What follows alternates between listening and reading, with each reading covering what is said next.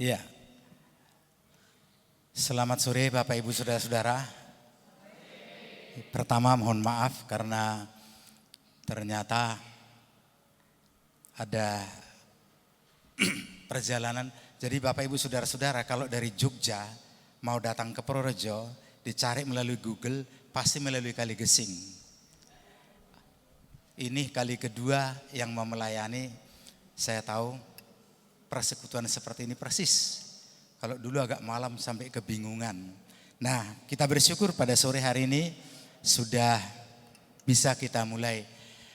Bapak Ibu Saudara-saudara, ada penjelasan yang perlu kami sampaikan sebelum kita melaksanakan persekutuan pada malam hari ini.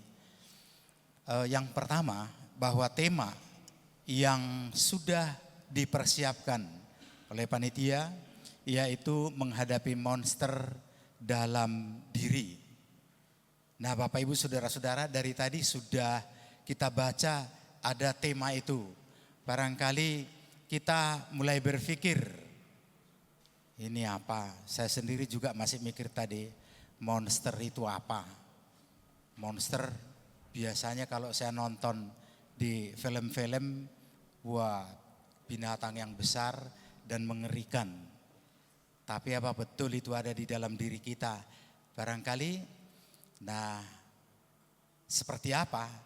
Nanti kita akan mengikuti pembicaraan dengan pembicara yang disampaikan.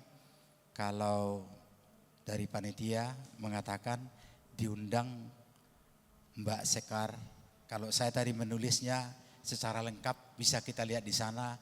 Sekar Kauri, SPSI, MPSI. Dan nanti setelah Mbak Sekar selesai menyampaikan materi, kita diberi waktu nanti untuk tanya jawab. Jadi jangan pikirkan dulu sekarang apa yang mau saya tanya. Tetapi kita ikuti dulu supaya fokus nanti. Jadi betul-betul kita fokus setelah disampaikan si monster ini kok di dalam diri kita ada apa enggak. Rasa-rasanya di dalam diri saya enggak ada monster. Kalau ada sudah kelihatan gede. Tapi barangkali setelah dijelaskan, ternyata ada monster. Nah timbul nanti pertanyaan di dalam diri kita, nanti diberi waktu. Jadi kita ikuti pembicaraan, setelah selesai nanti berbicara akan diberikan kesempatan untuk bertanya jawab. Nanti juga saya akan sedikit nego, apakah langsung nanti setelah pembicaraan atau saya harus menjadi moderatornya nanti setelah selesai pembicaraan. Nah, demikian pelaksanaan persekutuan doa kita pada sore hari ini.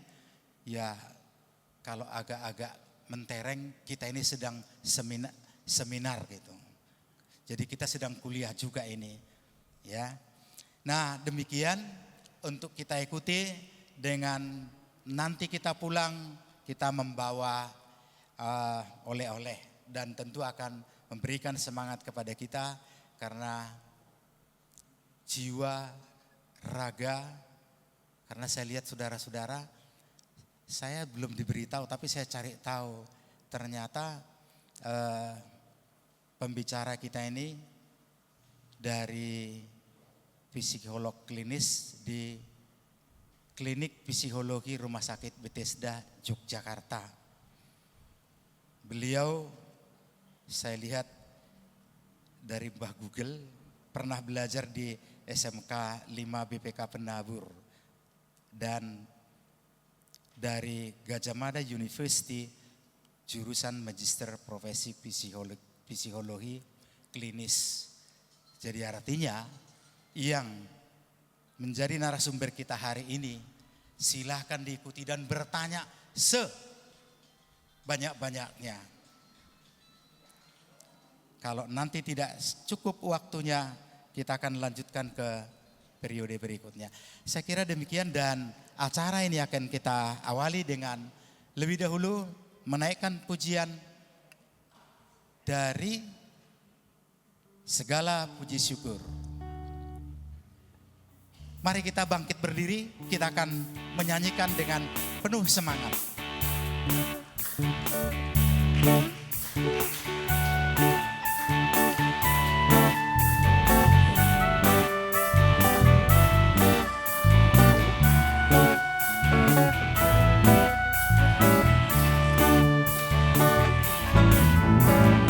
Segala puji syukur hanya bagimu Tuhan, sebab Kau yang layak dipuja.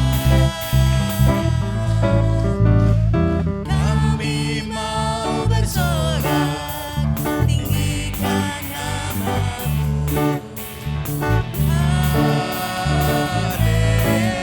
Haleluya. Segala puji syukur hanya bagimu Tuhan. Segala puji syukur hanya bagimu Tuhan, sebab Kau yang layak dipuja. Kami mau bersorak, tinggikan nama-Mu.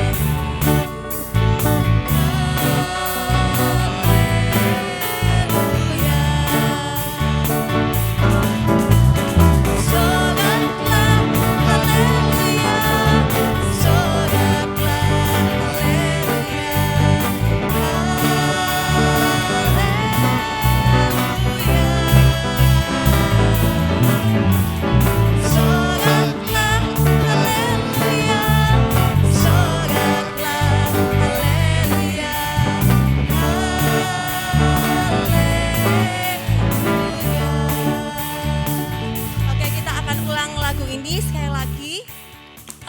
Kita akan pakai gerakan boleh, pakai tepuk tangan boleh, mau melambaikan tangan ke atas juga boleh gitu ya.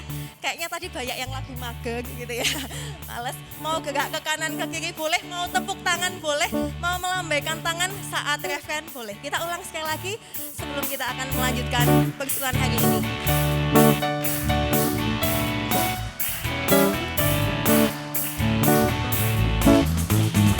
Segala puji syukur hanya bagimu Tuhan,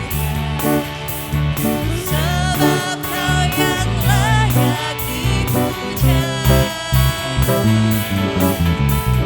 Kami mau bersorak, tinggikan nama-Mu. Haleluya. Soraklah haleluya.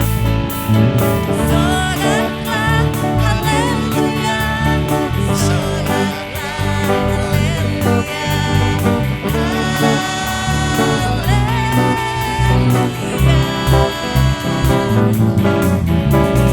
Soraklah haleluya. Soraklah haleluya. Haleluya. Sekali lagi kita katakan soraklah haleluya. Soraklah haleluya. Soraklah haleluya. Haleluya. Soraklah haleluya. Soraklah haleluya.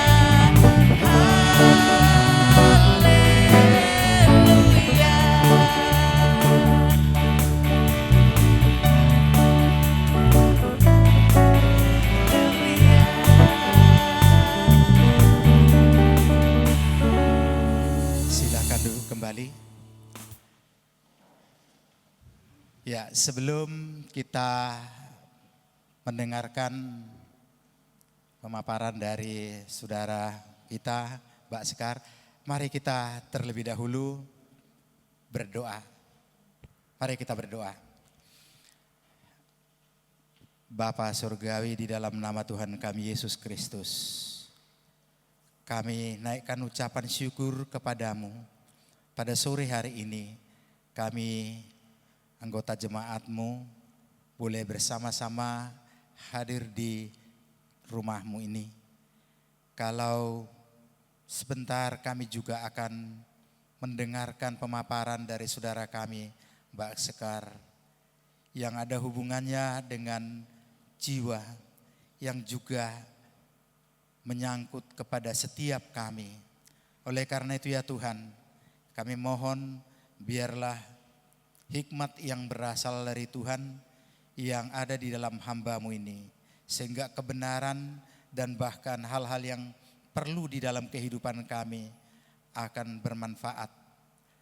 Melalui hamba-Mu ini, kami semua boleh merasakan cinta kasih Tuhan, dan kami boleh memperbaharui setiap tekad kami, bahkan bisa menolong kami di dalam pergumulan kami secara pribadi. Kami mau serahkan acara ini hanya di dalam tangan kuasa dan penyertaan-Mu, supaya bisa berlangsung dengan baik, lancar dan aman. Dan kami tidak akan pulang secara sia-sia. Kami semua diberkati Tuhan, dan kami dapat membawa hal-hal yang baik dan penting di dalam kehidupan kami. Terpujilah Engkau Bapa, di dalam nama Tuhan kami Yesus Kristus. Amin. Waktu selanjutnya kami menyerahkan kepada Saudara Mbak Sekar, dan ya nanti kami berikan waktu secukupnya. Kalau sudah cukup nanti kami beri tanda. Setelah itu nanti kita lanjutkan dengan tanya jawab. Kami persilahkan.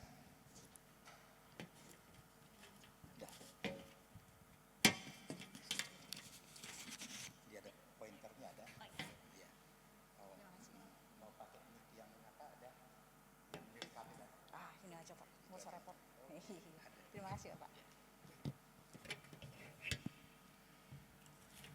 Shalom. Wah. Ini nyangkutnya mana? Iya. Baik, shalom Bapak Ibu. Waduh, kok kurang keras ini. Shalom. Wow, puji Tuhan, semangat semua ini ya. Selamat Selamat malam. Selamat malam ya. Selamat malam Bapak Ibu semua. Baik, ini kali pertama saya kesini sepertinya ya. Ada yang sudah kenal saya? Sok kenal banget saya ini. Ya pasti belum lah. Baik, perkenalkan dulu, kalau tidak kenal maka tak sayang, saya mau disayang, jadi saya mau dikenal. Baik, perkenalkan, nama saya Sekar, lengkapnya Sekar Kauri. Kata bapak saya sih, itu artinya bunga terakhir. Karena saya memang anak bungsu, dari 3 bersaudara, perempuan semua. Saya lahir besar di Bekasi, pendidikannya di Jakarta, sampai saya kuliah S1 di Undip, jurusan psikologi. Kemudian kerja dulu untuk ngumpulin duit biar dapat S2. Itu lumayan, kerja di Jakarta jadi HRD.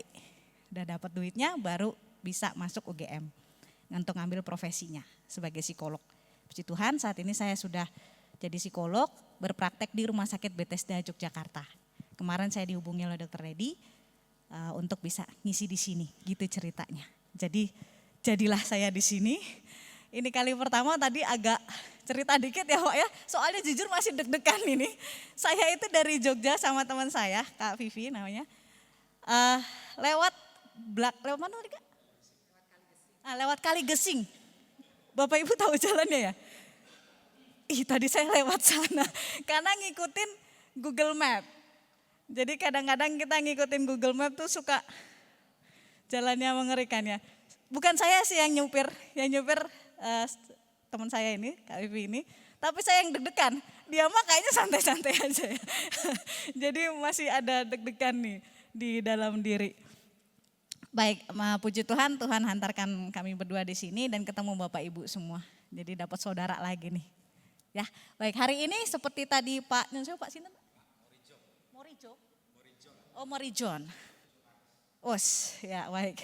Bapak Morijon tadi sudah bilang menghadapi monster dalam diri. Kok serem amat ini bawa monster ya. Apa ini? Ini jujur saja ini topik yang diberikan kepada saya oleh panitia. Saya juga nanya, loh Bu ini apa nih kok ada monster-monster segala, nanti mimpi buruk apa enggak ini. Jadi ternyata saya diberitahu ini rangkaian ya Bapak Ibu ya. Ini acara rangkaian persekutuan doa. Saya senang sekali topik ini dibawa oleh gereja. Berarti kan gereja tidak tutup mata gitu ya atas persoalan-persoalan psikologis. Kadang-kadang ada banyak gereja yang kemudian dipisahkan gitu. Kalau ada masalah psikologis, kamu ini kurang berdoa saja gitu ya.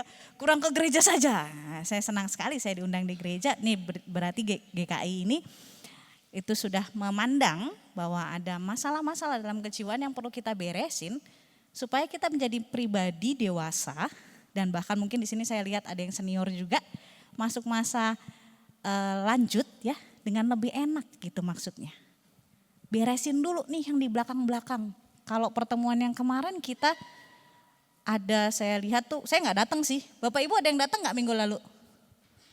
Karena ini nyambung ternyata. Ada yang datang nggak? Siapa Bapak Ibu yang datang? Minggu lalu tanggal 1. Nggak ada yang datang Pak. Nggak ada yang datang dong. Nggak ada yang datang, ini semua baru pertama nih persekutuan doa. Tanggal 1 siapa yang datang? Boleh dong. Aduh ini nggak nyampe ya. Boleh Bapak minta tolong? Ya, supaya agak ada, karena ini nyambung ternyata. Jadi saya mau tahu dulu nih yang minggu lalu karena saya nggak datang. Hari Rabu minggu lalu tanggal 1. Tes 1, 2. Topiknya soalnya bagus. Nah, coba ada Bapak Ibu yang datang siapa tadi? Enggak. Oh enggak apa-apa, udah biasa. Ada yang boleh minta ini aja, karena minggu lalu saya nggak datang, coba ya silakan Ibu siapa? Ya boleh judulnya aja Bu. Salah siapa? Oh salah siapa, ya. Baik terima kasih Ibu, Ibu siapa Bu? Bu Oke. Ya baik. Kalau minggu lalu kita akan membahas tentang salah siapa supaya nggak salah-salahan. Karena ada beberapa dalam hidup kita tuh yang nggak enak kejadiannya. Terus kita kadang-kadang tuh salah-salahan ya. Ini salah siapa nih? Salah Tuhan? Salah pasangan? Salah pola asuh? Salah siapa? Nah, salah-salahan itu bisa menimbulkan monster. Nah, ini mau nyambung soalnya. Monster. Apa sih monster? Ini saya mau bertanya dulu nih Bapak Ibu nih. Kalau ngomongin monster, apa yang ada di benak Bapak Ibu? Apa? Serem. Oke, terima kasih Bapak. Apa lagi? Monster. Oh, yang gede, binatang ya Pak ya? Binatang. Gede, serem. Oke, good. Apa lagi? Sesuatu yang menakutkan. Yes, iya banget. Monster, sesuatu yang menakutkan. Gede, serem. Menakutkan jadinya. Ada lagi? Ya itu ya kalau kita ngomongin monster ya. Saya tadi dikasih, Pak ini saya dibantu apa saya mencat-mencat sendiri Pak? Bahannya. Boleh slide saya? Iya. Iya Bapak Ibu ini kelihatan ya yang bikin sanguin. Jadi begini. Menghadapi monster. Monster itu dalam diri terus kita takut dia lebih besar. Tinggi, besar, gelap, serem. Dan itu ada di diri kita. Slide-nya. Monster adalah tadi sudah sesuatu yang menakutkan. Karena menakutkannya maka kita hindari biasanya. Nah ini apa ada dalam diri kita? Nah kalau monster dalam diri itu adalah sesuatu yang menakutkan. Itu bisa berupa pengalaman masa lalu yang menyakitkan atau memalukan. Sehingga bisa jadi trauma. Itu kalau dalam diri gitu ya.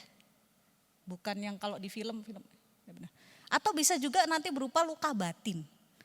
Luka batin ini yang terluka batinnya ya. Udah lama biasanya. Akhirnya bisa jadi akar pahit. Kalau kita biasa sebutnya kalau di gereja akar pahit ya. Lebih lazim dengarnya akar pahit ya. Atau sisi gelap. Sisi gelap ini biasanya sesuatu yang kita sembunyiin. Misalnya dulu waktu muda ngapain, nah kita gak mau tuh orang tahu. Atau kitanya kayak gimana tuh dulu gitu, gak mau tuh orang tahu, kita sembunyiin. Ini yang kemudian menjadi sesuatu yang menakutkan. Dan gak tiba-tiba kayak begitu sebenarnya. Jadi ini by proses, gak tiba-tiba jadi besar gitu ya kalau monster dalam diri. Ini tuh, sebentar saya lihat. Bisa gak? Ini tuh terjadinya tidak tiba-tiba tapi by proses day by day.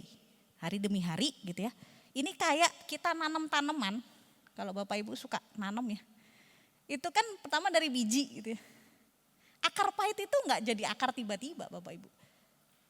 Jadi ada pengalaman yang menyakitkan, tapi bisa jadi monster, bisa enggak.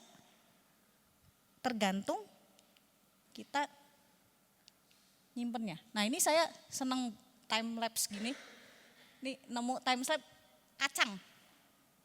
Ngeplay-nya gimana ya? Pak tolong di play Pak. Kayak ini ya? Bukan. Oh bukan. Mundurin.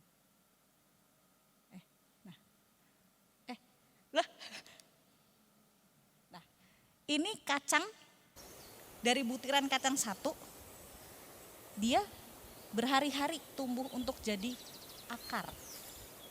Ini kurang lebih perjalanan luka kita kayak gini Bapak Ibu. Baru tumbuh besar di hari ke-8, seminggu gitu. Tanaman tuh baru muncul keluar. Tadinya merambat dulu. Terus gede, terus gede, terus gede. Day by day.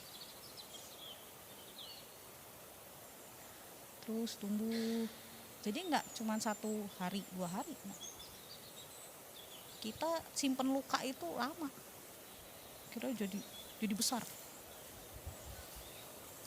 Hari ke-18, hari ke-19, tumbuh gede. Nah, jadi monster itu, monster tanda kutip ya, yang tadi sesuatu yang menakutkan, luka batin, akar pahit, sisi gelap, trauma, penderitaan yang kita ini. Nah baru, ini kalau ini tanaman kacang itu baru segitu ya. Nah terus dampaknya kalau terus tumbuh jadi buah gitu ya. Nyala. Nah ini kan tadi ya. Ini akarnya kemana-mana jadi. Jadi yang tadi cuma 1, misalnya ini luka cuma 1 gitu ya. Terus disimpan tuh. Jadinya merembet. Jadi nanti mengaruhi yang lain. Biasanya kalau berantem tuh cuma 1 terus ngungkit-ngungkit. Nah ini gara-gara ini nih. Diungkit. Kamu tuh dulu ya, waduh. Dan kemudian berbuah, buahnya tuh mempengaruhi orang sekitar. Jadi memang kalau nggak kita benahi, itu akan mempengaruhi pertumbuhan kita. Dan juga orang-orang yang kena buahnya pada rontok jatuh, itu anak-anak kita. Anak-anak kita akan kena getahnya gitu ya. Karena kita nggak beresin monster ini. Kalau kemarin kita bahas tentang salah siapa, yang ini kita mau lebih introspeksi lagi. Untuk lihat monster ini supaya kita bisa hadapi.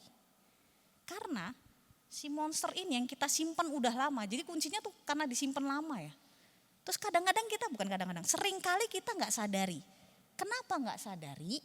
Karena posisinya atau nyimpennya itu emang di bawah sadar. Nah ini nih, iceberg nih, gunung es. Kita punya susunan, kesadaran itu cuma sedikit. Sekitar ya 20%-an. Di tengah-tengah itu ambang sadar. Jadi kalau kesadaran ini kita dengan kesadaran nih. Bapak Ibu dengar suara saya, lihat saya di depan, ini kesadaran penuh.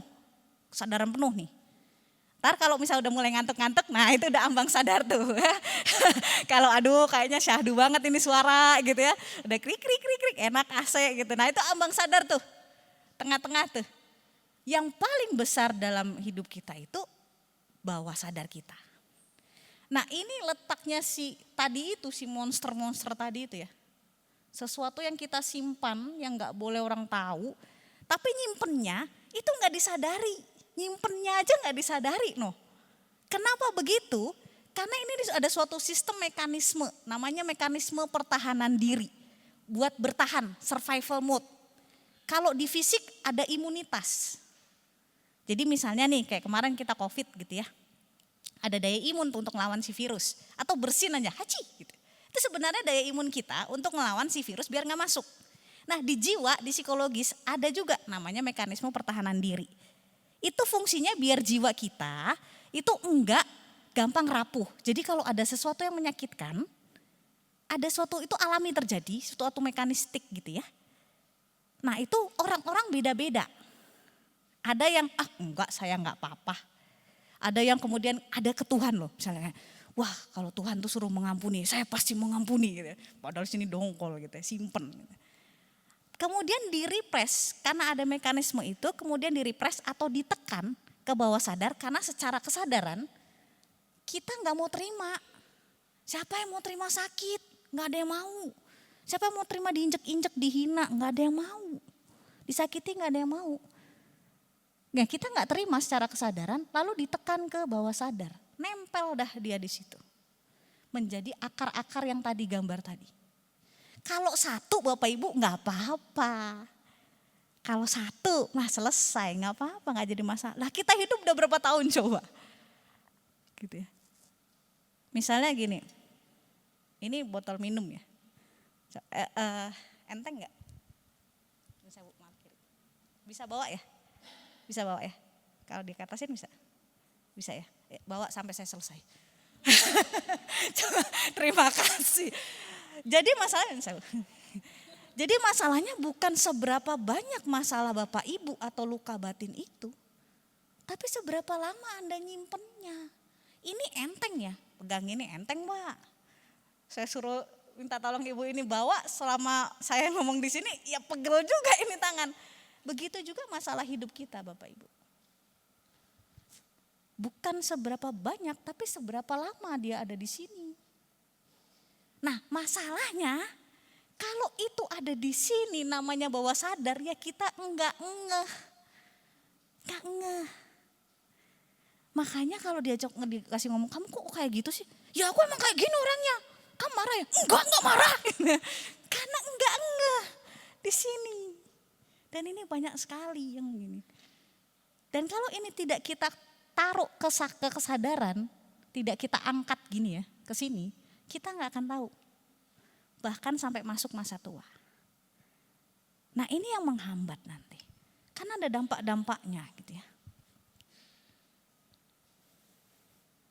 Nah ada dampaknya si monster itu kalau kita nggak sadari, nggak buru-buru sadari gitu. Pertama udah pasti itu jadi hambatan di diri kita. Ada bagian anak kecil dari diri kita yang nggak tumbuh. Karena lukanya di masa lalu. Kalau yang ngetren sekarang itu gara-gara inner child-nya. Wah, masalah inner child gitu ya. Inner child itu suatu bagian kanak-kanak diri kita yang gak ikutan tumbuh dewasa. Jadi dia still anak-anak. Dia tetap jadi anak-anak yang pengen diperhatiin, yang pengen egosentris yang gitu tuh. Anak-anak kasnya anak-anak lah. Kalau anak-anak kan gak apa-apa. Ini punya aku gak apa-apa. Itu wajar kalau anak-anak. Aku, sentris, aku. It's okay. Tapi begitu dewasa kayak begini kan ngerepotin yang lain ya. Makanya nanti ada merepotkan orang lain juga untuk memahami kita. Jadi ada konflik sehingga disfungsi terjadi. Disfungsi itu fungsi-fungsi diri kita, misalnya fungsi sosial. Kita susah untuk berteman, susah untuk gabung di sebuah komunitas. Pengennya kita yang take control. Itu mungkin ada masalah. Nah ini pasangannya udah pasti nih, luka juga nih. Kita jadi orang yang sulit kalau monster ini tidak kita hadapi. Pasangannya akan kena, terluka sekali. Karena luka yang paling besar itu orang paling dekat pastinya ya. Kalau luka paling dekat kan lukanya lebih banyak tuh ya. Kalau luka jarak jauh gitu misal dilempar gitu sama ditonjok dekat gitu pasti lebih sakit yang tonjok dekat daripada lempar jauh. Kita bisa ngeles kalau lempar jauh ya. Lalu harga diri kita gak tumbuh juga karena luka itu. Nah akhirnya ada dampak psikologis, ada gangguan-gangguan psikologis. Di klinik saya ini banyak ini. Biasanya gangguan emosi, macam bipolar, depresi. Itu ternyata pas saya wawancara mendalam, gara-gara si monster ini nih yang dia gak sadari nih. Mengakar, dia gak tahu. Akhirnya harga dirinya gak tumbuh, dia jadi depresi. Dan munculnya pas udah dewasa, 20-an. Saya lagi banyak, gak tahu kenapa ya, tapi saya lagi banyak klien nih anak-anak muda. Kuliah sampai dewasa tengah, usia 27, itu banyak banget. Lagi meningkat nih ke konseling, ke klinik saya. Ini pas saya mendalam itu gara-gara si monster luka-luka tadi itu loh, gak selesai. Boro-boro selesai, disadari aja enggak, baru pas saya gali gini nemu nih, oh ini nih.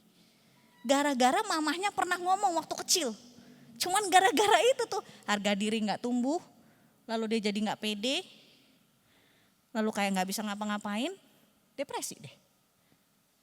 Bisa juga dampak fisik, psikosomatis. Jadi fisiknya udah mulai kena. Biasanya pencernaan, biasanya masalah emosi biasanya organ dalam. Saya banyak konsulan itu kalau nggak penyakit dalam, dokter penyakit dalam, sama dokter saraf, vertigo. Habis itu kasih catatan, ketemu Mbak Sekar, iya.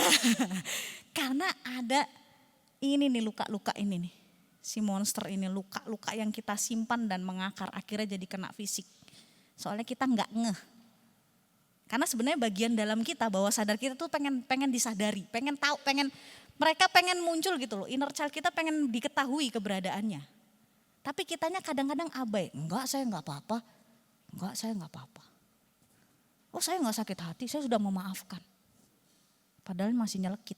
Belum itu berarti. Masih nyimpen itu berarti. Nah kalau disimpannya lama, jadi si monster ini. Akhirnya fisiknya kena. Maka itu kita malam ini, kita akan paling tidak menyadari dulu deh. Saya mau ngajak Bapak Ibu semua untuk apa ya? Masih ada enggak? Gitu. Karena kadang-kadang begitu kita beranjak dewasa atau masuk usia lanjut ya, kita seolah-olah sudah selesai. Padahal ini sebenarnya proses secara kehidupan untuk mengenali diri gitu ya. Sampai nanti kita dipersiapkan untuk ketemu Tuhan lagi. Makin lama makin diperbarui. Makanya tema ini mungkin panitia atau majelis juga masukin ini ke Prapaskah ya. Supaya kita makin serupa dengan Tuhan, kita makin diperbaharui. Nah supaya kita bisa mengatasi ini. Nah, kalau tadi takut ya, kita bisa fight.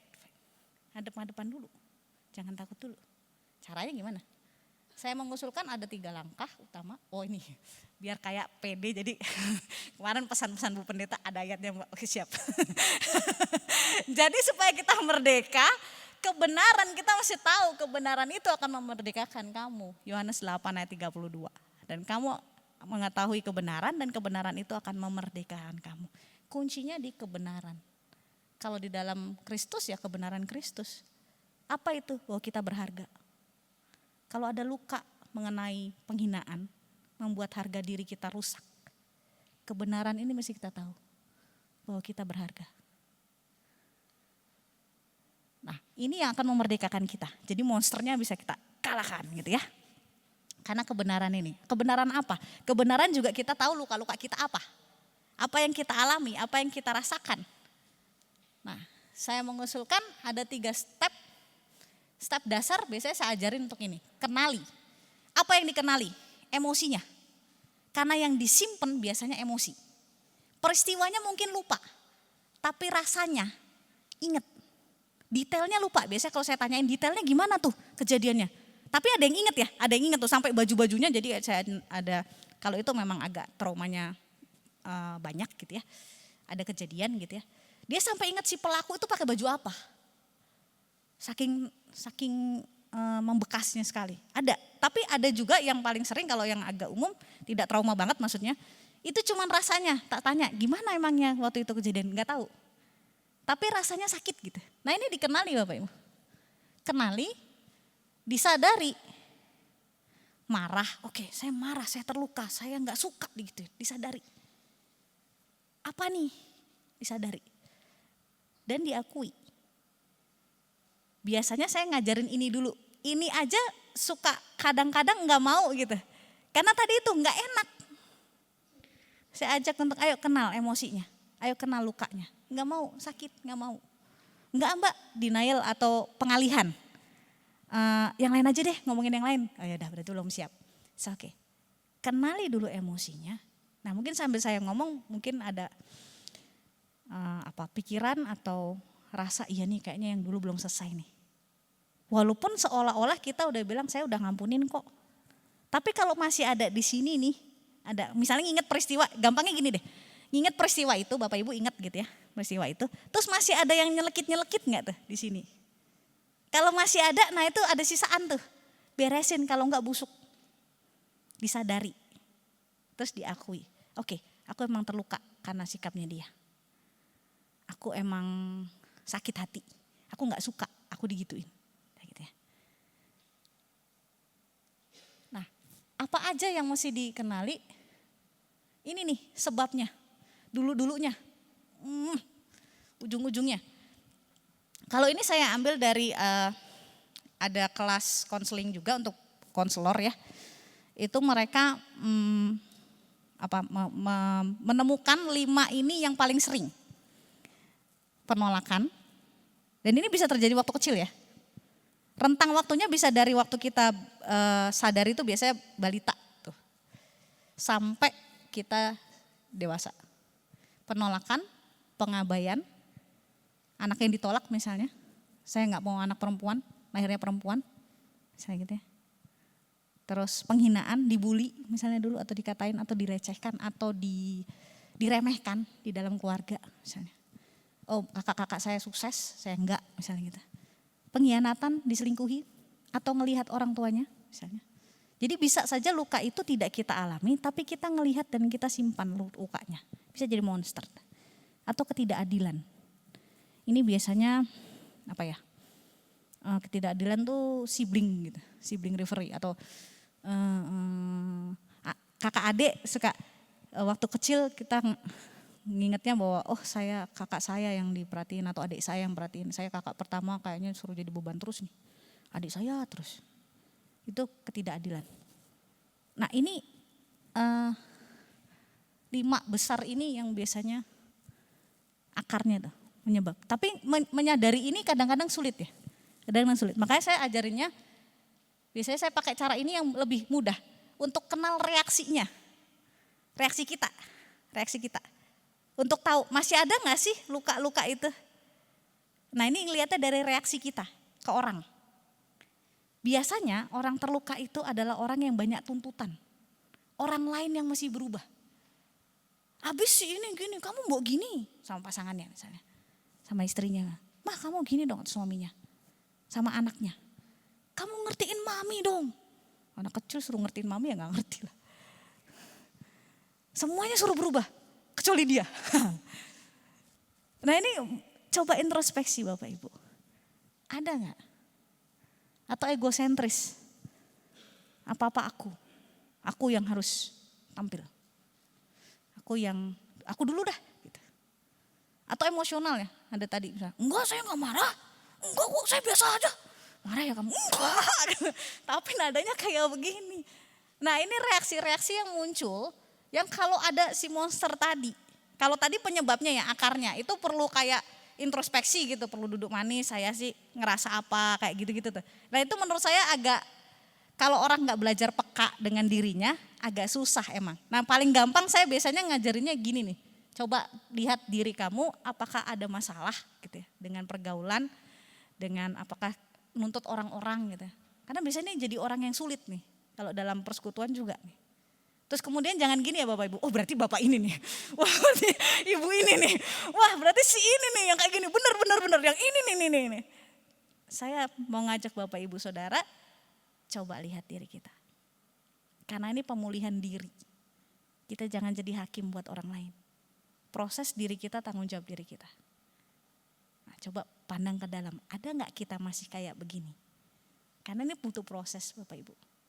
Sebab kalau enggak kita akan bawa terus seumur hidup. Yang menderita siapa? Ya diri kita. Gitu ya. Kenali, sadari, akui. Kalau itu sisi gelap, akui juga sama Tuhan. Ini bukan gara-gara saya di gereja, jadi ada Bu Pendeta malu. Akuinya ke Tuhan juga. Gitu ya. Nah setelah udah kita sadari, udah kita akui, maka kita menjadi punya pilihan tuh karena udah di kesadaran. Kan udah diakui tuh, kalau belum diakui tadi yang di bawah sadar yang gede itu, kita nggak tahu tuh, otomatis kita bereaksi. Saya ngomong tentang diri saya aja deh. Saya juga dulu nggak tahu saya punya banyak masalah. Karena saya merasa saya baik-baik saja, keluarga saya keluarga baik-baik gitu ya. Saya diperlakukan dengan baik, bapak ibu saya nggak pernah turun tangan, nggak pernah marah aja nggak pernah. Tapi ternyata gara-gara bapak ibu saya nggak pernah marah dan saya juga diajarin nggak boleh marah. Saya nggak tahu cara marah gimana. Maka marah saya terpendam. Saya terluka tapi saya nggak diajarin marah. Saya nggak tahu marah itu gimana. Lukanya di dalam. Akhirnya apa? Akhirnya saya sinikal. Saya orang yang sinikal. Kalau ngomong nyelekit. Waktu dulu ya, waktu saya belum tahu. Bu, kalau ngomong tuh, setajam silet. Banyak orang terluka dan saya nggak bingung gitu. Kok kamu terluka sih, kan ngomongnya saya biasa aja. Gitu, tapi raut muka saya juga kayak gitu-gitu loh. Nah saya nggak sadar, sampai saya belajar di psikologi, ya puji Tuhan saya masuk psikologi. Saya belajar untuk diri saya sendiri. Oh, saya marah karena saya nggak mengenali ini. Saya diajarin, Dek nggak boleh marah, Dek. Kok kamu marah sih, Dek? Nggak boleh, mengampuni dong. Wush, langsung tanda salib, saya didoain. Cet. Harus mengampuni, nggak boleh marah. Oke, itu yang ditanamkan ke keluarga kami. Di Jawa juga nggak boleh marah ya, keluarga Jawa tuh kalau marah kayak, apalagi sampai ngomong keras gitu. Jadi saya akhirnya jadi sinis, orang yang sinis. Saya nggak sadar dan saya melukai banyak teman saya karena perkataan saya. Sampai ada yang berani ngomong akhirnya, Mbak aku terluka loh. Hah kenapa? Saya kaget karena saya bawaannya tuh cuek, terus suka ngelucu. Ternyata itu semua adalah defense mechanism saya untuk mengakui diri saya. Make a joke. Sebenarnya saya terluka, tapi saya nggak ngakuin. Jadi saya nggak punya pilihan gitu. Nah ini penting Bapak Ibu untuk membuat pilihan. Diakui dulu, disadari dulu, oke saya terluka. Baru bikin pilihan. Ini mau diapain ini lukanya? Luka batinnya mau diapain nih? Traumanya mau diapain nih? Sakit hatinya mau diapain nih? Mau disimpan aja? Ya kalau kami di psikologi itu keputusan masing-masing ya. Mungkin kalau konselor rohani atau akan dituntun ke yang lain. Tapi nih kalau di psikologi kami juga menghargai untuk kalau misalnya enggak saya nggak mau udah giniin aja. Ya udah monggo. Yang penting utamanya dia nyadarin dulu. Jadi itu berupa pilihan, bukan korban. Bukan karena pola asuh bapak saya nih, bapak ibu saya dulu nih pola asuhnya kayak gitu, makanya saya jadi kayak gini. Karena lingkungan saya nih, karena suami saya nih, nyakitin saya terus kata-katanya kasar saya jadi kayak gitu. Itu korban. Gak bisa buat pilihan. Makanya sadari, kenali, sadari dan akui. Mau disimpan silakan, yang rugi siapa?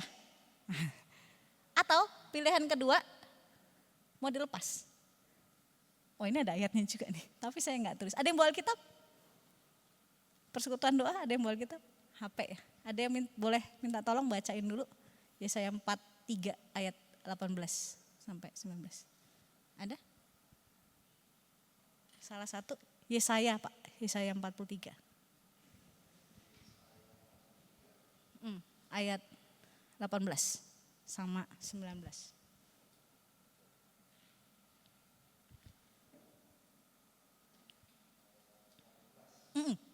Minta tolong.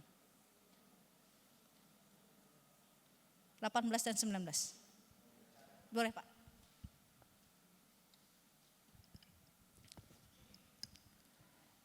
Firman-Nya, janganlah ingat-ingat hal-hal yang dahulu dan janganlah perhatikan hal-hal yang dari zaman purbakala. Lihat, aku hendak membuat sesuatu yang baru yang sekarang sudah tumbuh. Belumkah kamu mengetahuinya? Ya, aku hendak membuat jalan di padang gurun dan sungai-sungai di padang belantara. Amin, makasih Pak. Bapak Ibu, kita jangan hidup di masa lalu. Ada ayatnya ternyata. Jangan ingat-ingat tuh maksudnya kita jangan hidup di masa lalu. Kita beresin tuh masa lalunya. Sebab kalau enggak, masa depan kita akan jadi kayak masa lalu. Padahal kan Tuhan bilang masa depan kita ada. Masa depan kita gilang gemilang. Tapi menjadi tidak karena kita hidup di masa lalu. Ayat tadi mengingatkan jangan diingat-ingat tuh maksudnya jangan hidup di sana. Karena Tuhan menjadikannya baru. Oke luka, tapi Tuhan mau bikin jalan. Nah caranya gimana? Jadi yang dilepaskan luka-lukanya. Gimana caranya? Satu diekspresikan dulu. Saya paling senang tokoh itu di Alkitab selain Tuhan Yesus ya. Itu Daud. Kenapa? Karena si Daud ini pas nulis Mazmur, mohon koreksinya ya, jadi gak enak nih ngomongnya Daud pendeta. Dia di depannya itu waktu nulis Mazmur tuh ngomel-ngomel dulu loh. Bapak Ibu nyadar gak? Ngomel-ngomel dulu loh di depan, aduh saya luka apa gitu. Terus nanti tengah-tengah baru nyadar, iya lo ada Tuhan lo. Terus terakhir doksologi, pujian terhadap Tuhan. Tapi ngomel-ngomel dulu. Ceritanya Ayub, kitab Ayub penuh dengan Tuhan kok aku kayak gini sih. Jadi menurut saya pribadi ya, mohon maaf kalau saya salah. Tapi menurut pendalaman saya waktu membaca itu, saya pikir berarti Tuhan itu menghargai emosi kita. Boleh kok, siapa bilang gak boleh marah. Boleh kok, siapa bilang gak boleh mencak-mencak. Why God, why? Saya tuh dulu suka ngomong kayak gitu.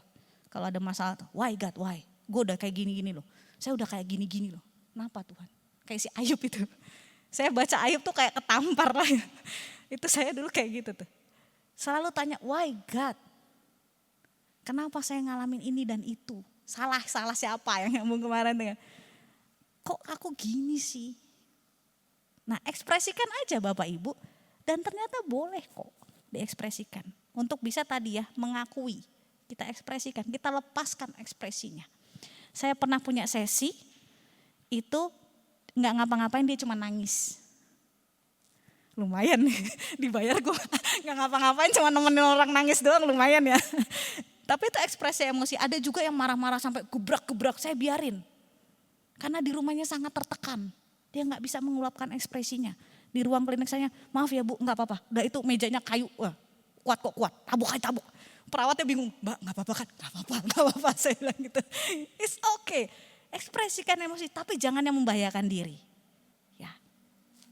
Nextnya adalah, nah ini tadi yang saya bilang korban, jangan jadi korban. Lepaskan mental korban. Mental korban itu apa? Yang gak berdaya.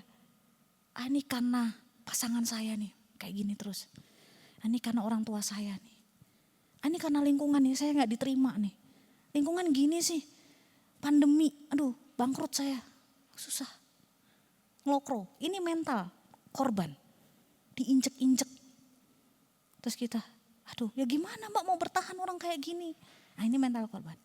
Lepaskan Bapak Ibu. Akui dulu ya, ini tahap kedua ya buat pilihan melepaskan itu. Yang pertama diakui, disadari, dikenali, disadari, diakui. Sadari aja, oh saya nggak kuat nih pandemi gini nih, aduh bisnis saya agak-agak turun, saya masih gimana nih, stres. It's okay. Tapi jangan jadi mental korban, jadilah pelaku. Saya belajar ini, itu tuh lewat bapak saya kasih buku. Itu mungkin nyambung ke berikutnya. Nah ini kemudian kalau kita udah bisa nggak jadi korban, kita jadi pelaku, kita bisa memutuskan. Misalnya ada luka dari orang lain, mau diampuni apa enggak? Kita bisa lepaskan pengampunan total. Pengampunannya pertama ke diri sendiri. Banyak yang nyalahin diri sendiri soalnya. Lalu juga ke orang lain yang melukai kita, dan mungkin Tuhan. Makanya saya kasih tanda kurung nih. Karena mungkin saya diprotes, nah, Tuhan kan gak pernah salah, maksud diampuni.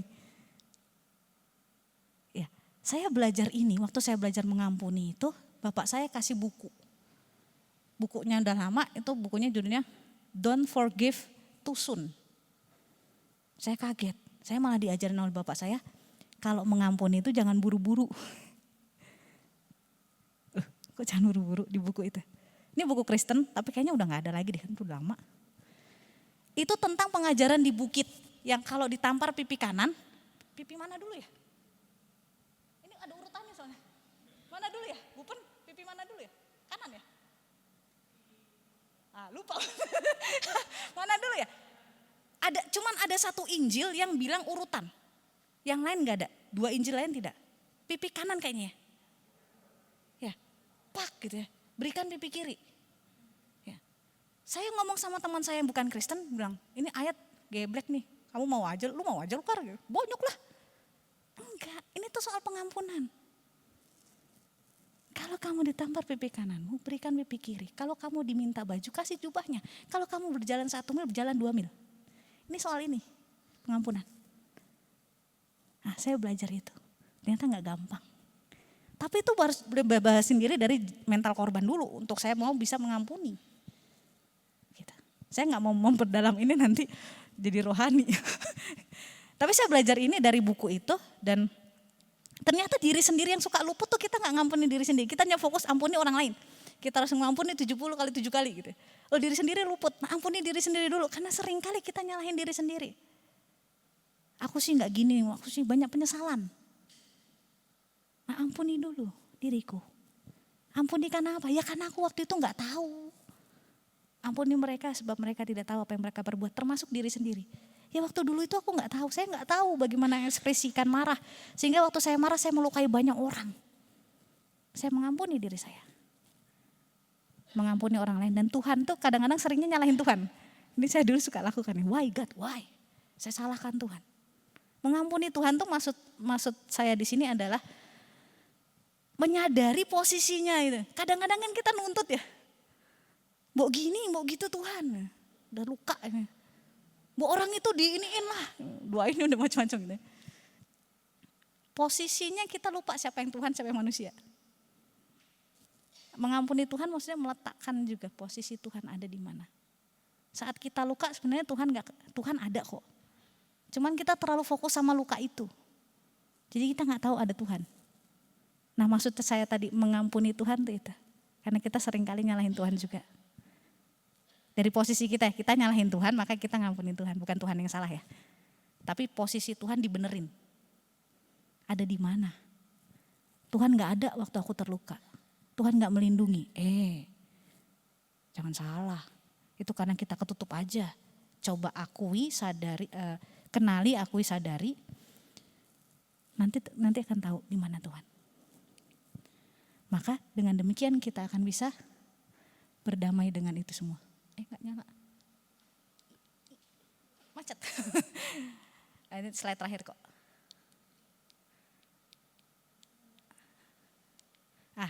Akhirnya bisa, kalau kita sudah ngampunin, udah ngelepasin, kita jadi pelaku, kita gak mau terjebak dengan masa lalu, kita bisa melangkah ke masa depan. Dan akhirnya kita bisa menjadi berdamai dengan diri sendiri. Maka monster itu gak jadi monster yang menakutkan. Pernah nonton, ada yang pernah, ini tontonan saya kecil, Monster Inc. Saya senang banget filmnya. Ada yang pernah nonton ya? Monster Inc. tuh si Sally ini, si Bo, saya senang banget tuh anak kecilnya Bo. Jadinya jadi lucu gitu, monsternya jadi, kalau ada yang suka Naruto, jadinya Naruto kan jadi kompak sama Kurama ya. Ada kan ya Wibi. Nah itu, kita bisa jadi berdamai dengan monster. Jadi bukan monsternya hilang karena masa lalu kita gak bisa ganti, bukan. Tapi monsternya gak jadi menakutkan karena kita udah berdamai. Gak jadi ganggu. Akhirnya kita bisa melangkah maju dengan penuh syukur gitu ya. Nah hari ini saya mau ajak Bapak Ibu untuk introspeksi. Masih ada gak nih nyisa-nyisa? Masih ada gak? Nanti ada lebih detail lagi di minggu depan, maka minggu depan datang lagi ya.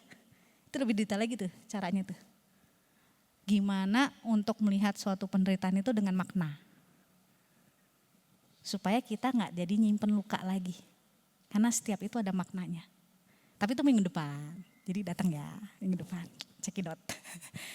Begitu. Ya hari ini saya mau ngajak Bapak Ibu untuk fokus ke diri kita, tidak salah-salahin.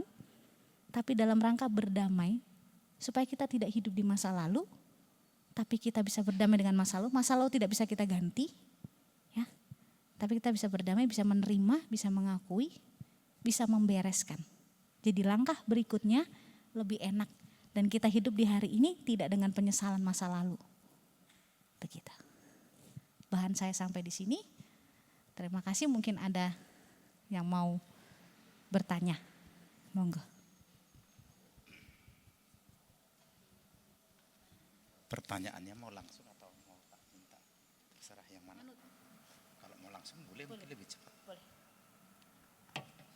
Mau langsung? Mau langsung mungkin lebih cepat. Langsung gimana Pak? Maksud saya katakanlah audiens mungkin langsung bertanya. Iya, Gitu ya. Saya serahkan saja nanti. Iya, Bapak Ibu, sesi tanya jawab. Silakan 3 orang dulu pertama yang mau bertanya. Siapa? 1, 2, ayo silakan bertanya.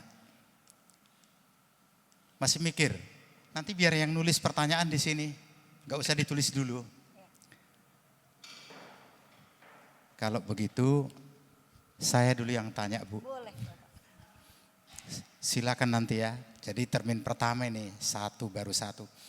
Pertanyaan saya begini. ternyata tadi penjelasannya yang si monster itu masuk ke bawah sadar. Pertanyaan saya, apakah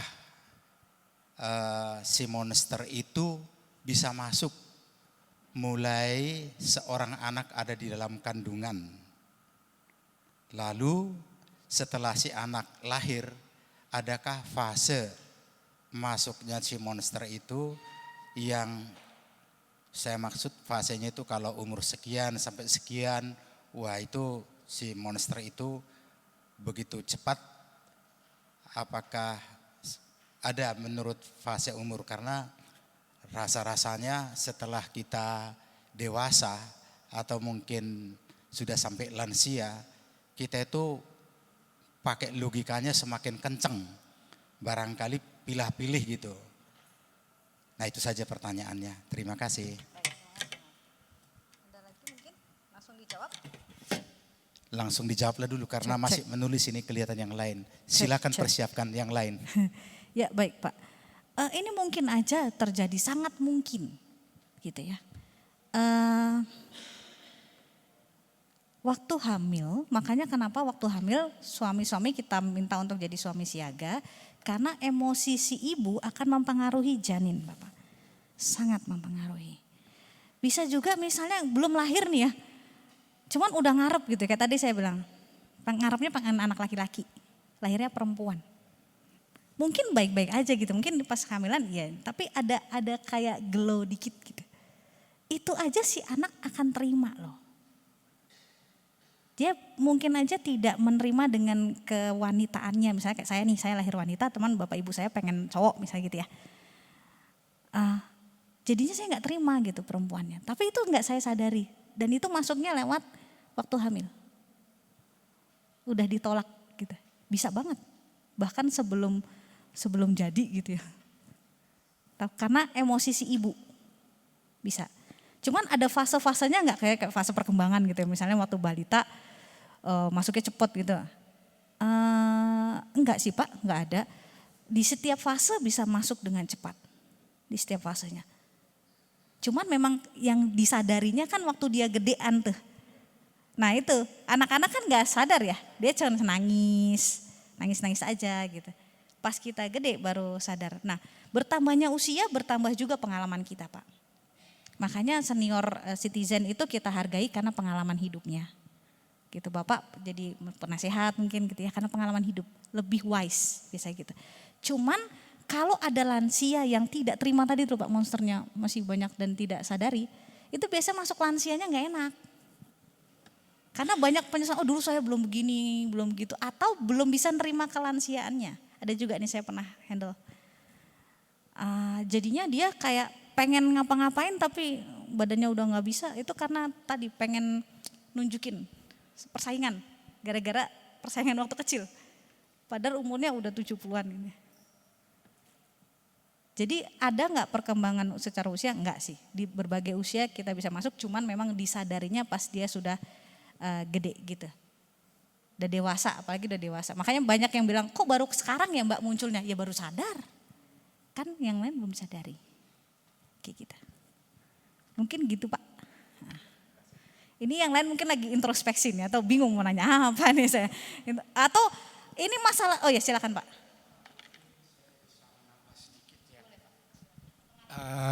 Kalau di dalam kandungan, mungkin itu pengaruhnya di basic anxiety. Jadi kenapa ada wawasan kalau ketika ibu hamil itu anak diajak ngobrol.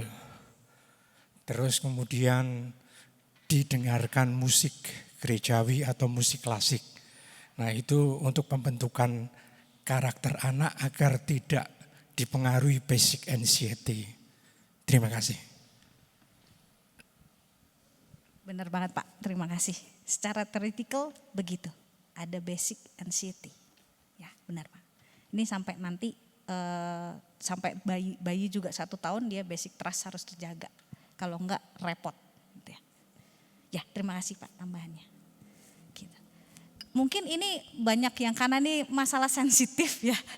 Jadi mungkin ada yang pengen ngomong sebenarnya cuman ini wah masalah pribadi nih gimana nih ya. Boleh ditulis kali ya Pak ya? Anonim gitu ya. Gimana Pak? Misalnya ada yang, wah kayaknya saya punya luka Mbak, cuman kalau ceritain ketahuan dong nih gitu ya. Oh iya. Jadi Bapak Ibu, kalau mau langsung ya. Jadi ada tadi barangkali mau disampaikan, tapi kok menyangkut apa pribadi. Tapi ini penting sekali. Nah, boleh disampaikan kepada saya. Nanti saya beritahu. Nanti dari belakang, aman, dijamin. Ya, oke berikut silakan. Ini Saudari Weni, pakai mic saja dah. Tes.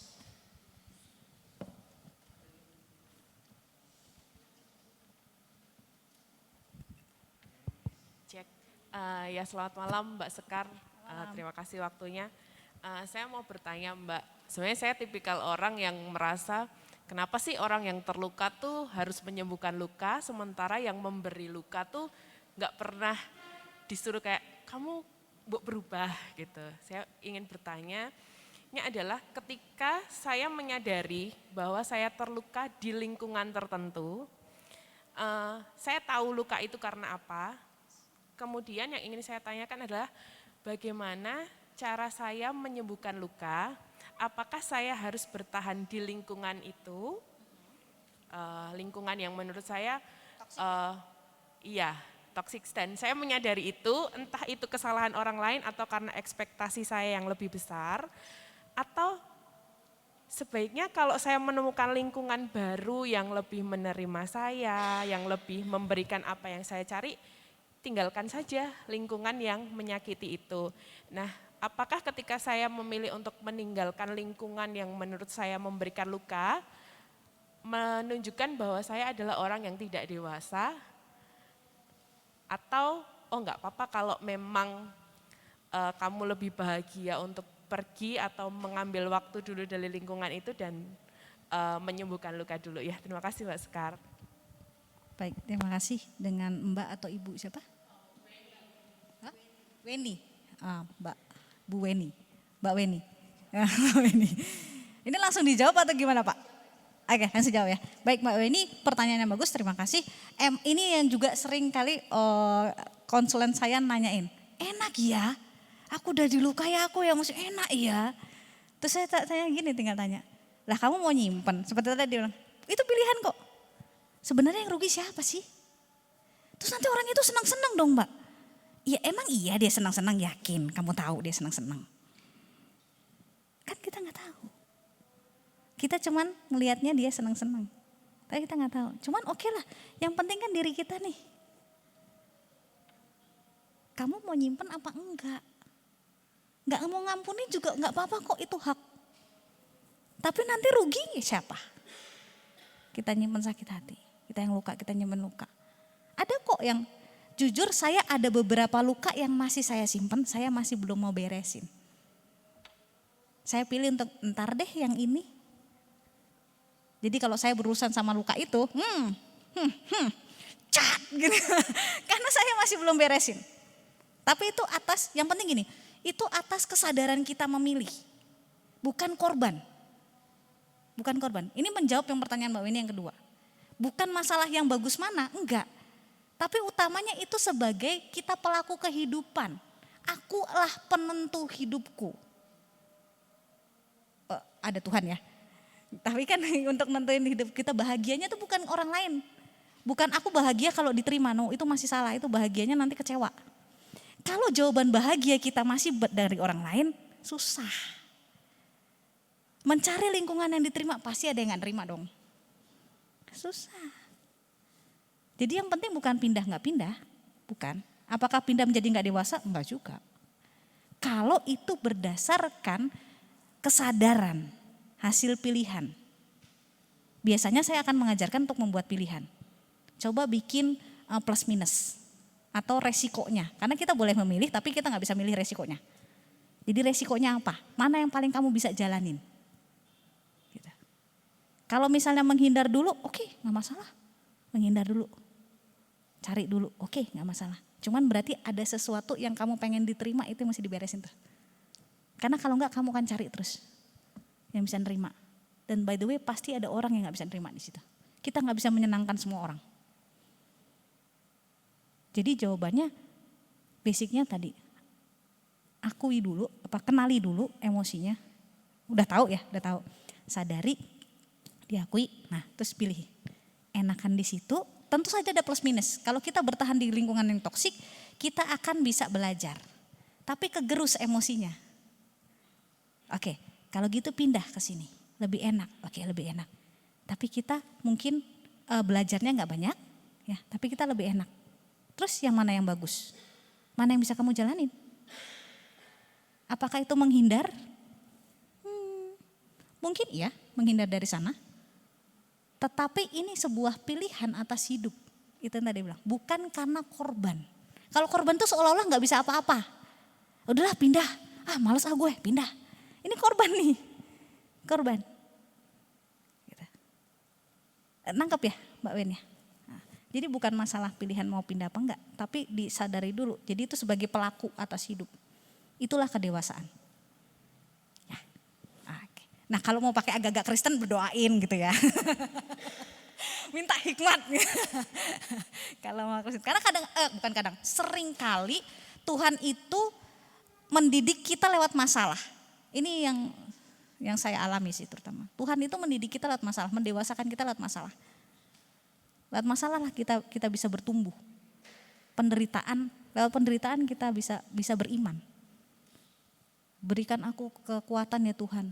Nah, gimana bisa kita kekuatan kalau nggak ada masalah kan? Gitu. Gitu ya. Oke. Mungkin yang lain? Satu lagi yang terakhir, tolong Bu disampaikan, namanya dulu disampaikan, terus nanti pertanyaannya supaya nanti jawabannya bisa langsung. Terakhir dari, silakan Bu.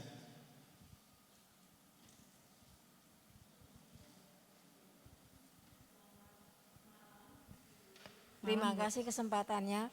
Saya tidak tahu apakah ini sebaiknya dikonsulkan ke pemuka agama atau pendeta atau ke ibu. Saya hanya ingin tahu, saya itu punya pahit yang luar biasa gede waktu itu ya.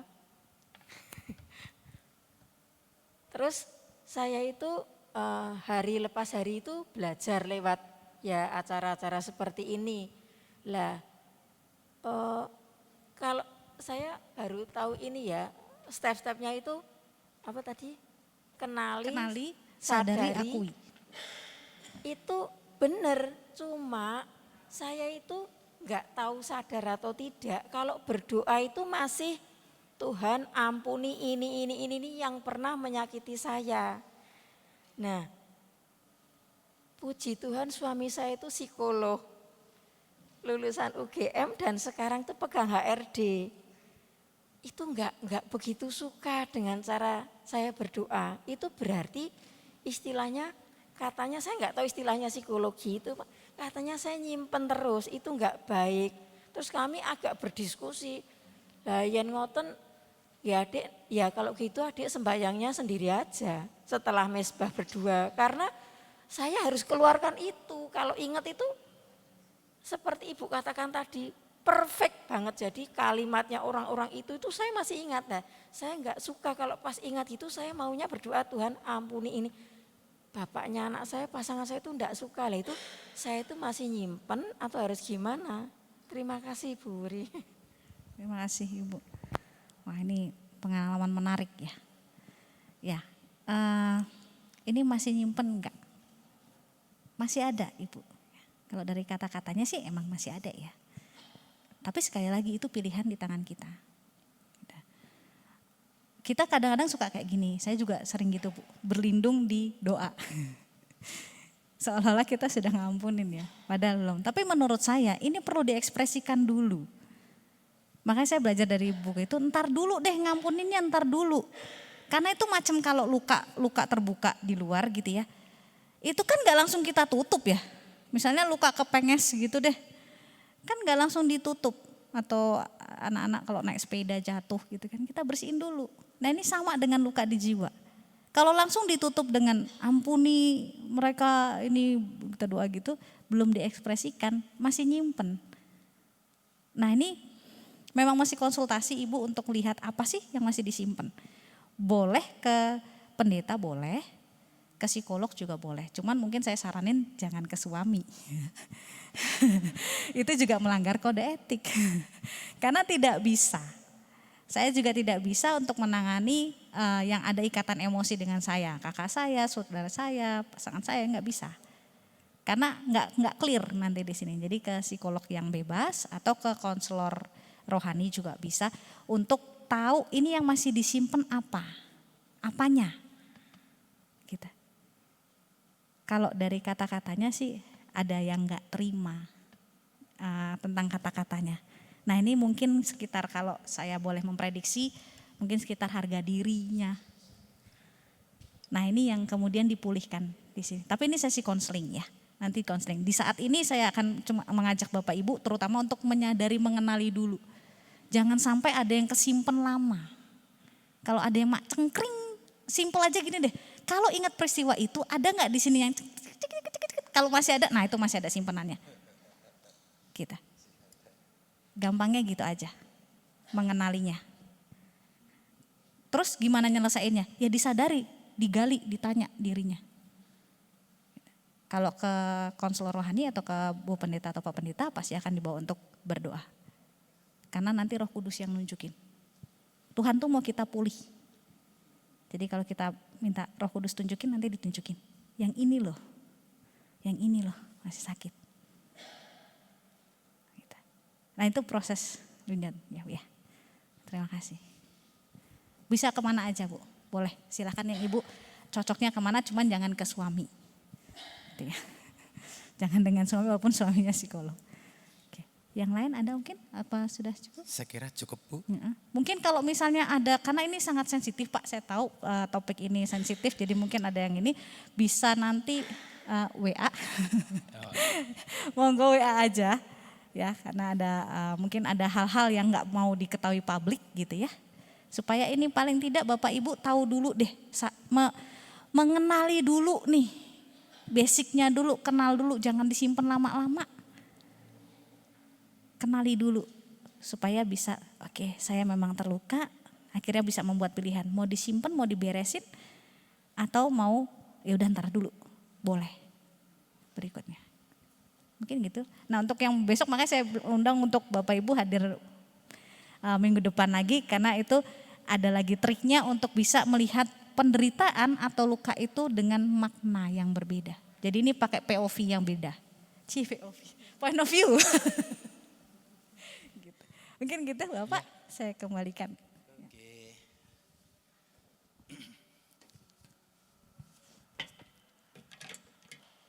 Ya terima kasih. Dan mari kita berikan tepuk tangan yang meriah. Ya, terima kasih. Pada hari ini kita sudah mengenal si monster dan kalau masih ada si monster yang masih bersemayam, alamat yang sudah dicatat karena tadi ada juga yang bertanya sebetulnya karena sifatnya mungkin sangat pribadi, nah ada kesempatan. Demikian semoga apa yang sudah kita dengarkan untuk kita renungkan dan bermanfaat buat kita semua. Baiklah, untuk menyambut berita sukacita tadi, kita akan ke sebelah sini. Menaikkan pujian apa? Pujiannya, Sari. Kita akan bersama-sama merespon apa yang telah kita dapat malam hari ini dengan menyanyi Aku Percaya Tuhanku Ajaib. Semoga melalui lagu ini kita mengingat kasih setia Tuhan dan kita percaya bahwa hanya Tuhan saja pemulih bagi kita.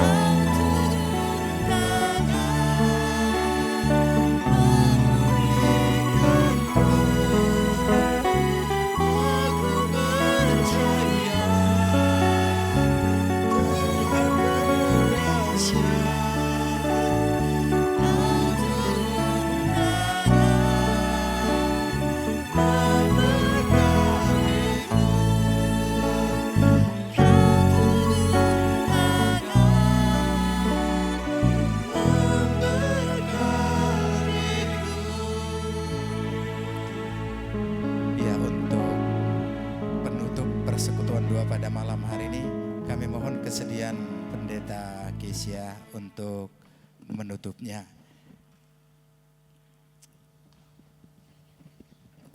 Cek, ya. Saudara-saudara, kalau dari lagu tadi kita mengatakan bahwa kita percaya Tuhan kita datang untuk memulihkan kita, maka kita juga percaya bahwa hari ini Tuhan menolong kita lewat Ibu Sekar Kauri. Ini adalah cara Tuhan juga untuk menuntun kita untuk menjalani setiap proses pemulihan yang harus kita lakukan. Pemulihan tidak semata-mata Tuhan yang menyelesaikan sendiri, tapi kita juga harus mau dipulihkan bersama dengan Tuhan. Mari kita bersatu di dalam doa. Tuhan, kami berterima kasih kalau hari ini kami boleh bertemu dengan Ibu Sekar Kauri, kami boleh dituntun untuk melihat bagaimana luka-luka yang kami alami ternyata mungkin telah bertumbuh, bahkan berakar dan mempengaruhi bagaimana cara kami bersikap. Tuhan, kalau hari ini kami merasa ada hal-hal yang belum kami selesaikan, masih ada luka-luka yang terasa begitu menyakitkan bagi kami. Masih ada ingatan-ingatan dari masa lalu yang mempengaruhi kami sampai hari ini. Bahkan membuat kami tidak mampu untuk melakukan kasih sebagaimana yang Tuhan minta untuk kami lakukan. Tuhan, kami pada saat ini datang kepadamu dengan segala keberadaan kami. Tolonglah kami ya Tuhan, tolonglah kami dan ajarkan kami selalu Tuhan untuk terbuka terhadap jalan-jalan yang Tuhan tunjukkan kepada kami. Dan kalau pada hari ini Tuhan, pada hari ini kami juga menyadari mungkin kami adalah bagian dari orang-orang yang melukai. Mungkin karena kami tidak sadar, mungkin karena kami hanya tahu itu yang cara yang diperlakukan selama ini kepada kami, dan kami meneruskan luka itu kepada anak-anak kami meneruskan luka itu kepada cucu-cucu kami, atau kepada pasangan kami dan orang-orang di sekitar kami. Tuhan, kami mohon ampun. Ajarkan kami, tunjukkan kami, singkapkanlah luka itu dan singkapkanlah segala apa yang harus kami ubah. Supaya hari ini kami juga tidak hanya meminta Tuhan untuk datang memulihkan kami, tetapi kami juga boleh menjadi pemulih-pemulih di dalam kehidupan, di dalam anugerah yang telah Tuhan berikan kepada kami. Tolonglah kami ya Tuhan, mampukan kami. Tuhan, kami juga berdoa secara khusus untuk Ibu Sekar Kauri yang hari ini telah menolong kami, telah berbagi ilmu, bahkan juga memandu kami. Tuhan berkati Mbak Sekar di dalam segala pelayanannya, di dalam pekerjaannya. Ketika dia berhadapan dengan orang-orang yang membutuhkan pertolongannya, Tuhan tolonglah dia, berikan dia hikmat, berikan dia kesabaran, berikan dia kekuatan. Dan biarlah melalui tutur katanya, melalui tindakannya, semua orang yang berjumpa dengan dia, yang ditolong olehnya, juga boleh melihat ada Tuhan yang bekerja dan berkuasa di dalam hidupnya. Kalau pada hari ini Mbak Sekar akan kembali ke Yogyakarta, Tuhan juga yang akan berkati supaya perjalanan Mbak Sekar dan kawannya akan kembali ke Yogyakarta dengan selamat.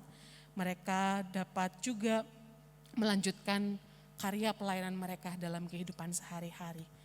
Terima kasih ya Tuhan, dan kalau hari ini kami juga Tuhan berikan berkat lewat kekuatan yang akan kami nikmati bersama-sama di dalam makanan dan minuman yang telah disediakan bagi kami.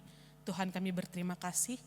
Kami melihat ini sebagai berkat Tuhan, sebagai cara Tuhan untuk juga memulihkan kekuatan kami hari ini. Dan biarlah kami boleh menyambutnya dengan penuh syukur, karena kami tahu Tuhan adalah Tuhan yang menyertai kehidupan kami dan berjalan bersama dengan kami. Terima kasih ya Tuhan, inilah diri kami yang kami serahkan seluruhnya di dalam nama Tuhan Yesus Kristus. Dan pada saat ini Tuhan, kami juga memohon berkat anugerah dari Tuhan. Semoga damai sejahtera dari Tuhan yang melampaui segala akal akan menjaga hati kami, menjaga pikiran kami dari sekarang sampai selama-lamanya. Amin.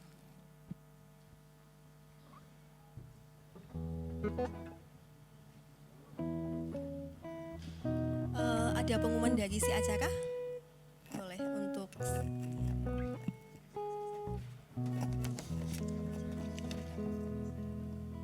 ya, oke Bapak Ibu. Selamat sore. Oh ya, masih sadar ya, nggak diambang sadar ya. Oke, jadi ini merupakan minggu kedua PDMP kita di bulan Maret ya. Masih ada 3 sesi lagi. Jadi minggu depan kita akan berjalan-jalan ke Celapar gitu ya. Jadi gantian kita minggu depan PDMP-nya akan di Celapar. Mungkin nanti bagi jemaat yang ada di sini bisa daftar dulu ke KIIN ya. Nanti biar didata untuk transportnya ke sana. Jadi kita akan bersama-sama nanti minggu depan PDMP-nya di Celapar. Dan temanya seperti tadi sudah dibahas. Jadi tema bulan ini adalah Jalan Pemulihan. Jadi semoga kita semua ikut semua sesinya. Jadi nanti kemarin kita udah belajar tentang salah siapa, hari ini kita belajar tentang monster, minggu depan kita akan belajar tentang penderitaan yang bermakna. Nah, kita mari sama-sama belajar berpulih bersama gitu ya melalui PDMP. Tema-tema udah disiapin sama panitia, kira-kira kita semua juga sama-sama belajar supaya nanti sampai akhirnya kita bisa sama-sama berpulih bersama, gitu ya. Oke, nanti jangan lupa mendaftar ke KIIN mungkin sampai hari Minggu ya. Sampai hari Minggu nanti didata siapa yang akan ikut mendaftar. Oke, mungkin pembicaranya kita datangkan jauh-jauh juga dari Kuto Arjo, gitu dari GKJ Kuto Arjo, Pendeta Yuliana Saragi. Oke, ketemu lagi minggu depan ya. Oke, mungkin.